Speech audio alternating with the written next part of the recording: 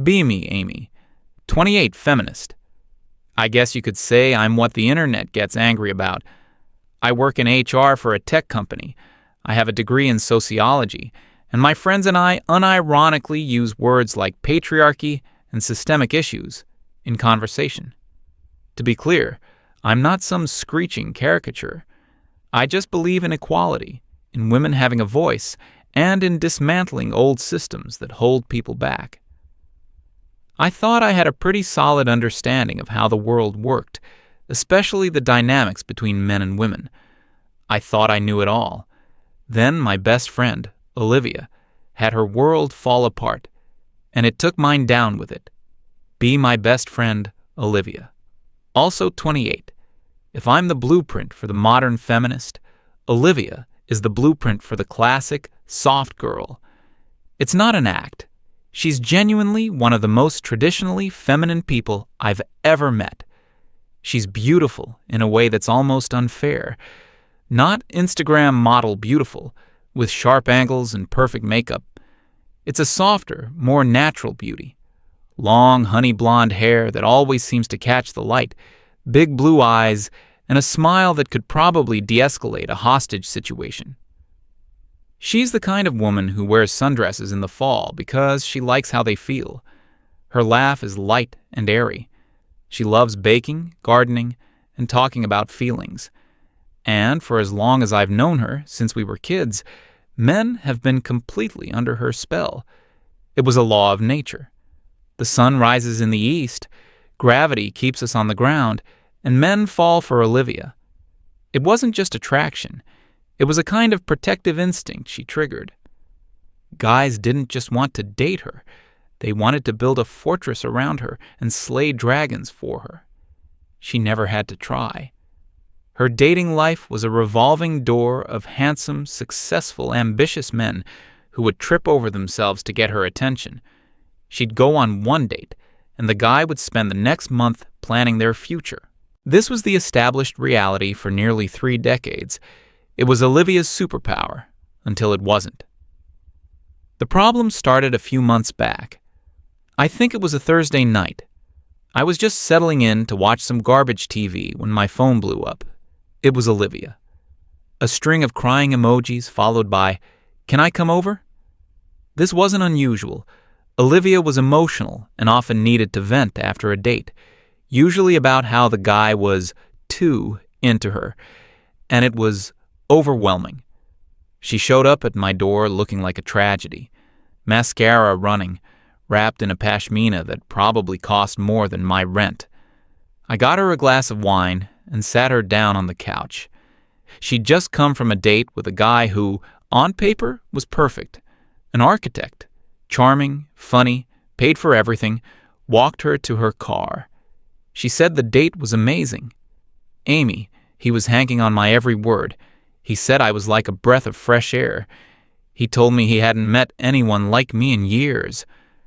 I was waiting for the but. But he was supposed to text me when he got home. He didn't. I sent him a message this morning saying I had a great time. He hasn't even read it. I gave her the standard pep talk. Liv, calm down. It's been one day. He's probably busy. You know how men are. They try to play it cool. She wasn't having it. She insisted something felt wrong. I didn't think much of it. One guy ghosting her? It happens to everyone. Welcome to the real world, I thought. But then it happened again. A couple of weeks later, she went on a date with a different guy. A doctor, this time. Same story. Incredible first date. He was captivated by her, laughed at all her stories, told her she was special, and then nothing. Radio silence. He didn't block her. He just vanished into the digital ether. Now she was starting to panic. This was 2 in a row. A statistical anomaly in Olivia's world. My feminist brain went into overdrive. I told her it was a clear sign of the times. Men are intimidated by women who have their life together, I said, even though Olivia's life plan was famously fluid. They have commitment issues because of toxic masculinity and dating apps, I lectured. They're not equipped for a real connection with a high-value woman like you. My explanations seemed to soothe her. It wasn't her, it was them. They were broken. She was fine. The theory held up for a while. It was our shield against the confusion. The breaking point came about a month ago. She'd been talking to a new guy for a week, a lawyer. He was clearly smitten, texting her good morning, sending her pictures of his dog, planning a really thoughtful first date at an art gallery because she'd mentioned she liked Monet. The date happened. The next day, Olivia called me, absolutely beaming. "This is it, Amy. I think this one is different. It was the most romantic, perfect evening of my life. We talked for hours. He's smart, he's kind, and he looked at me like I was magic. I was genuinely happy for her. Finally, a decent guy who wasn't a coward." 2 days later, my doorbell rang at 10 p.m. It was Olivia, completely shattered, worse than ever before. The lawyer had gone completely cold. He hadn't blocked her, but his messages were now being delivered and staying unread. He was actively ignoring her. She collapsed onto my couch, sobbing uncontrollably. "What is wrong with me?" she cried. "Am I ugly? Am I boring? Why does this keep happening? They love me, and then they just disappear, like I never existed." Seeing her so broken was awful. This wasn't just dating frustration anymore. This was a pattern that was destroying her self-esteem, the one thing that had always been bulletproof. My usual explanations about toxic men and commitment phobia sounded hollow, even to me. This was something else.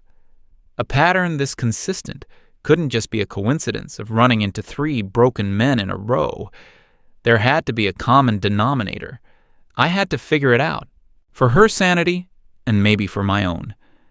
My whole worldview was based on a set of assumptions, and this situation was putting a huge crack in the foundation. I looked at her, crying into a cushion, the very picture of the distressed damsel she always played so well. "Okay," I said, my voice firmer than I felt. "Stop crying. We're going to figure this out, scientifically." She looked up, confused. "Give me your phone." She hesitated. "Why?" "Because the answer has to be in there," I explained. "You said the dates were perfect, so if something went wrong, it must have happened in the messages before or after.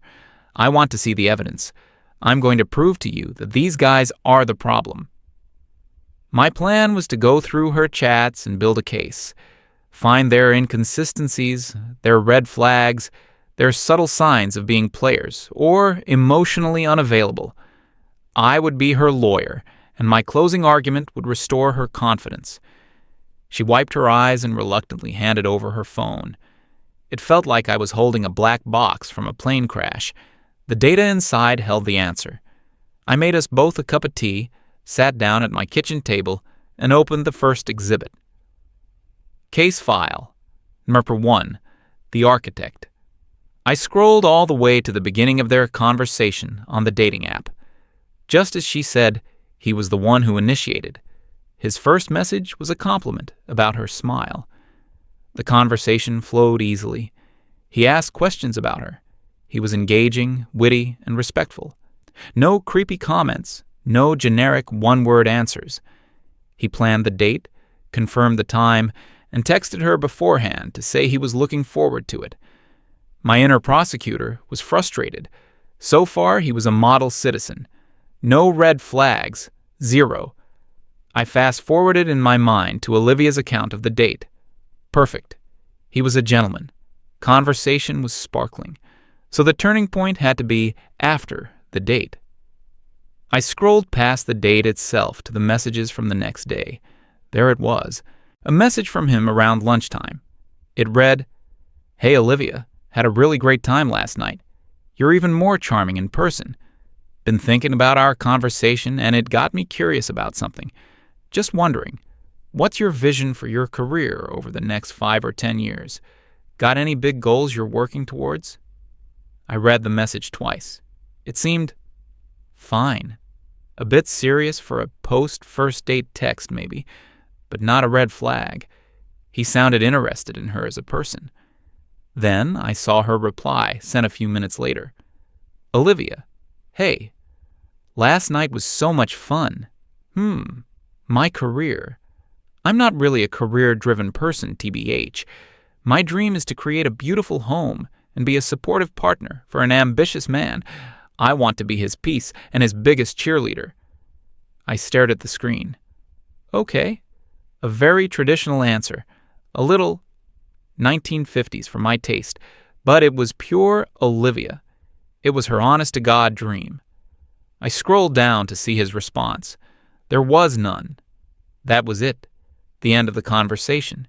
He had read her message and simply never replied again. Olivia, who was watching me over my shoulder, sniffled.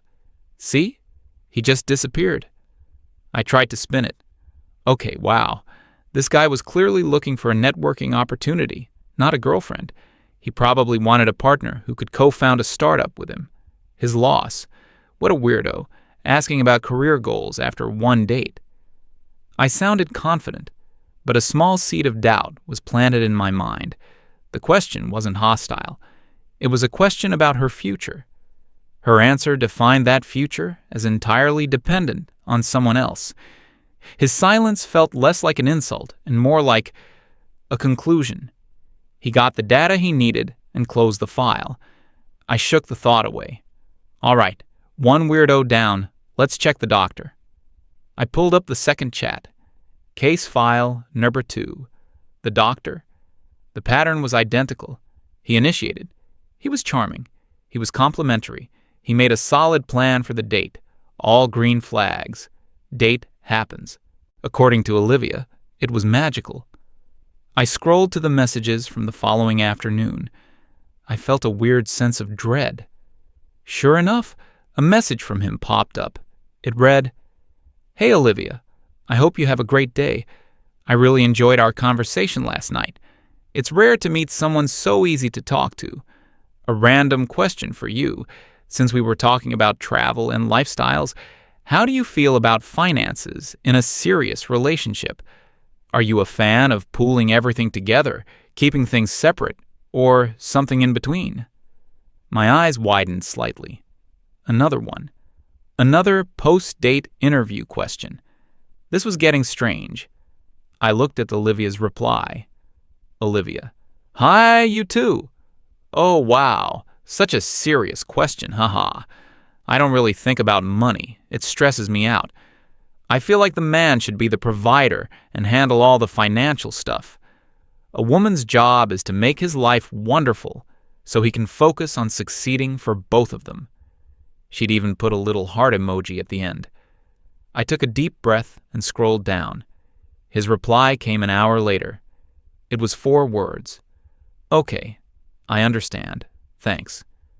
And that was it. The conversation was over. He never texted again. Olivia saw my expression.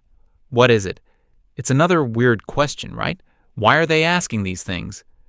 I don't know, I said.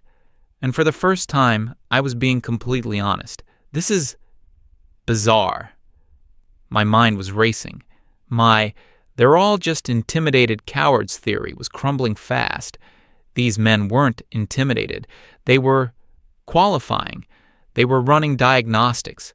They went on the date, confirmed the physical attraction, and basic social chemistry were there.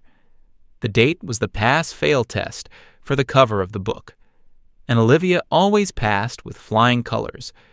But the next day, they were opening the book to the first page and reading. The architect asked about ambition and saw none. The doctor asked about financial partnership and saw a dependent. In both cases, they received an answer that was a fundamental incompatibility with the kind of partnership they were looking for. And their reaction was identical. They didn't argue. They didn't debate. They didn't try to change her mind. They just disengaged. It was efficient. It was clean. And it was ruthless. I felt a chill run down my spine. My friend wasn't being ghosted by emotionally stunted man-children. She was being disqualified by ruthless efficiency experts. I looked at Olivia's tear-streaked face. She had no idea what was happening. She was playing a game, but the rules had changed, and nobody had given her the new manual. She thought her beauty and charm were the cheat codes to win, just like they always had been. But these men had patched the game. They had made her superpower obsolete. "Let me see the last one," I said, my voice quiet. The lawyer. I had a sinking feeling I knew exactly what I was going to find. I felt like a detective at a third crime scene, already knowing the killer's M.O. I opened the chat with the lawyer. It was almost a carbon copy of the first two. Enthusiastic courtship, a thoughtfully planned date, a glowing review from Olivia. And then, the message the next day. The test. The lawyer. "Morning, Olivia. Still thinking about what a great time I had. You have a really captivating energy. I have a question for you that might seem a bit forward, but I value honesty. What does loyalty and compromise mean to you in a relationship? And do you believe the expectations for those things should be exactly the same for both the man and the woman?" This one was the most direct, a straight shot to the heart of relationship philosophy. I held my breath as I read Olivia's response. I could almost hear her saying the words in her light, cheerful voice, completely oblivious to the fact she was taking a final exam. Olivia. "Good morning. I do too. Loyalty is super important. I think a man should be 100% loyal, like a rock, no matter what. That's his role, to be strong and faithful for his woman. A woman is more emotional, you know? She needs understanding, and compromise is mostly on him, because his job is to make his woman happy and feel secure. If she's happy, everyone is happy." I closed my eyes. I didn't even need to scroll down. I knew what I would find. Nothing. He had read her answer and never typed a single letter in response. He hadn't even given her the courtesy of a "thanks for your honesty." He had simply absorbed the information and vanished. 3 for 3. The pattern was no longer a theory. It was a proven theorem. I put the phone down on the table with a soft click. The silence in my kitchen was deafening. The truth was laid out in front of me in black and white chat bubbles on a glowing screen. The problem wasn't them. It was her. And the most terrifying part, the part that was making my HR-trained, feminist theory-filled brain short-circuit, was that I couldn't even blame them. Their questions were logical. They were the 3 pillars of a modern, long-term partnership: professional ambition, financial strategy, and core values. These men weren't looking for a pretty accessory. They weren't looking for a damsel to rescue. They were looking for a co-pilot. And Olivia, my beautiful, charming, wonderful best friend, was applying for the job with a resume that just said, "I'm pretty." I sat there, staring at the phone, and the pieces just clicked into place with a horrifying clarity. It was like watching a nature documentary. A new kind of predator had evolved, and its prey hadn't adapted. For years, men like these had probably done what men have always done: chase beauty. They'd meet someone like Olivia, get mesmerized by the fantasy she presented, and dive in head first. They'd spend months, maybe even years, trying to build a relationship on a foundation of charm and attraction, only to discover later that their core life goals were completely incompatible. They'd discover her lack of personal ambition only after they were frustrated she wasn't growing with them. They'd learn about her views on finances only when they were arguing about a shared credit card bill. They'd find out about her definition of loyalty only when a real-life crisis hit and tested their partnership. By then, it was messy. Emotions were involved. Lives were entangled. The breakup would be painful, dramatic, and costly in every sense of the word. So they'd learned. They'd been burned. They'd talked to their friends who had been burned. They'd read stories online. And they had engineered a new system, a filter. The first date was no longer the goal. It was the preliminary screening. It was the handshake, the check for basic chemistry, the confirmation that the person across the table matched their pictures. The real interview happened the next day, in the cold, rational light of a text message. They were asking the big, uncomfortable deal-breaker questions up front. They were ripping the Band-Aid off immediately. What are your goals was a test for drive and independence. How do you view money was a test for financial compatibility and a willingness to be a partner, not a dependent. What is loyalty was a test of core values and a check for double standards. Olivia had failed all 3 tests spectacularly. She wasn't just giving the wrong answers. She was giving the exact answers that would send a modern, partnership-oriented man running for the hills. She was articulating a vision of a relationship that was, for them, a nightmare scenario.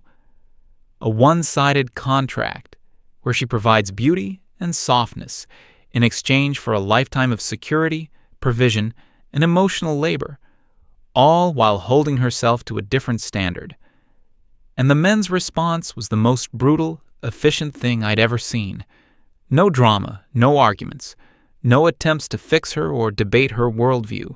It was a simple, silent, decisive next.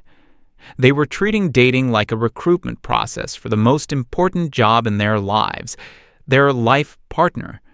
The cost of a bad hire was just too high. Divorce, financial ruin, years of wasted time. So they were becoming ruthless recruiters. I finally looked up from the phone and met Olivia's gaze. She was watching me, her eyes wide with a mixture of hope and fear. She was expecting me to come up with a final verdict that exonerated her, to confirm that these men were, in fact, monsters. I had to tell her the truth. I owed her that. "Liv," I started, my voice sounding strange in the quiet room. "There's a pattern here, and it's not what we thought." I took a deep breath. "They're not ghosting you because they're scared or because they're players. They're screening you." She frowned. "Screening me? For what?" "For the role of a partner," I said gently. "Look at the questions they're asking. They're not small talk. They're asking about your career plans, your financial philosophy, your core values. These are the biggest questions you can ask someone." I picked up her phone and pointed to the screen. "You go on the date. You're charming. You're beautiful. You pass the initial test. They're interested. But then they go home, think about it, and send one single targeted question to see what's underneath the surface." Her face was starting to harden. "What's that supposed to mean? What's underneath the surface?" "Your answers?" I said, trying to keep my voice even. "To the architect, you said you have no career goals beyond supporting a man. To the doctor, you said a man should handle all the money. To the lawyer, you basically said loyalty and compromise are a man's job. Olivia, you're presenting yourself as someone who doesn't want to be an equal partner. You're describing the role of a dependent." The word hung in the air between us. Dependent. I saw a flash of anger in her eyes. It was the first emotion other than sadness I'd seen all night. "I am not a dependent," she snapped. "I'm a woman. I'm describing what a woman should be. Soft, supportive, feminine. It's what men have always wanted. You, with all your feminist ideas, you wouldn't understand." "That's the point, Liv." I raised my voice slightly, the frustration bubbling up. "Maybe that's what some men wanted. Maybe that's what our dad's generation wanted. But these men, the successful, ambitious men you want to date, they don't. They've seen it fail. They've seen their parents' messy divorces. They've seen their friends lose everything. They've grown up. They don't want a pretty dependent who needs to be taken care of. They want a co-founder for a company called Our Life. They want someone who will build with them, not just decorate the house they paid for." The dam broke. All her grief and confusion erupted as pure rage. "So I'm supposed to become like you?" She spat, her voice dripping with contempt. "A bitter corporate feminist who thinks relationships are business deals? I'm supposed to talk about budgets and 5-year plans on a second date? That's disgusting. That's not romance." "It's not about being like me," I shot back, standing up now. "It's about being an adult. What do you bring to the table besides being pretty and supportive? Do you have your own goals? Do you have any desire to build something for yourself? Could you support yourself if you had to? Could you support him if he got sick or lost his job? Because that's what a partner does. It's a two-way street. She stared at me, her chest heaving. The look on her face was one of profound betrayal. In her world, I had just switched sides. I had joined the enemy. "You don't get it," she whispered, her voice cracking. "My value is in my femininity, my softness. That's my strength." "No one is saying you have to be less feminine," I said, my voice softening again. I felt exhausted. But softness and strength aren't mutually exclusive. You can be soft and still be resilient. You can be feminine and still be a partner. But your version of femininity sounds a lot like learned helplessness, and these men are spotting it from a mile away. They're not being cruel, Liv. They're being pragmatic. They're protecting themselves. She just shook her head, tears welling up in her eyes again. But these were angry tears. "You're wrong," she said. "They're the broken ones, not me. Real men aren't afraid to provide for their woman." She snatched her phone off the table. "I came here for support from my best friend, not a lecture from my HR manager." Her words stung, but I knew she was lashing out because her entire worldview had just been invalidated. Her superpower, the one thing she'd built her entire identity around, had been neutralized. It was like telling Superman that everyone on Earth had suddenly become immune to his powers. He'd still be Superman, but he'd also be useless. "I'm sorry, Olivia," I said quietly, "but I think you need to hear this. The world has changed. The dating market has changed. The men you want have changed, and you're still using a map from 1985. She didn't say anything else. She just turned, walked to the door, and pulled it open. Before she left, she looked back at me, her beautiful face a mask of hurt and anger. "I'll find a man who appreciates me for who I am," she said, her voice trembling with defiance. Then she was gone, slamming the door behind her. I stood there in my silent apartment for a long time. The half-empty mugs of tea were getting cold on the table. My brain felt like it had been rewired. Everything I thought I knew about dating dynamics, about men and women, felt obsolete. I had always operated under the assumption that men held most of the cards in the dating world, driven by simple, primal urges, while women had to be the cautious, discerning ones. But what I had just witnessed was the complete opposite. These men were the discerning ones. They were cautious. They were thinking 5 steps ahead. They were playing chess, while Olivia was still playing checkers. They weren't afraid of commitment. They were terrified of committing to the wrong person. They weren't intimidated by a beautiful woman. They were wary of what that beauty might be concealing. They'd learned that the prettiest flower can have the most invasive roots. My feminist lens had shown me a world of men who were afraid and inadequate. The reality was so much more complex. It showed me a world of men who were strategic. They had adapted. They had learned from the mistakes of their predecessors and were actively mitigating their risks. The preview text on Olivia's dating profiles might as well have read, "I offer beauty and compliance." And the men who were swiping right were silently thinking, "Initial interest, registered. Proceeding to phase 2, vulnerability assessment." The old saying was that men are afraid of a woman laughing at them, and women are afraid of a man killing them. Looking at this, I realized there was a new fear for men. It wasn't physical. It was systemic. It was a fear of financial and emotional annihilation, a fear of being seen as a utility, a resource to be extracted. They had figured out that the most dangerous person wasn't someone who would hurt them physically, but someone who would drain them emotionally, spiritually, and financially over the course of a decade, all with a sweet smile. Olivia wasn't a bad person. She wasn't malicious. She was just a product of a bygone era, taught a set of values that had become a liability. She was a cassette tape in a world of streaming. I haven't heard from her since that night. I see on social media she's still going on dates. Her posts are all about Twokucha's soft life and Savku's feminine energy. She's doubling down. She hasn't learned. She's hoping to find a man who hasn't either. I don't know if she'll find him. Maybe she will. But sitting there, in the wreckage of my own certainty, I understood the cold, hard text at the end of the preview. These new men aren't afraid of being alone. They're afraid of being with her. And after seeing the evidence, I can't say I blame them.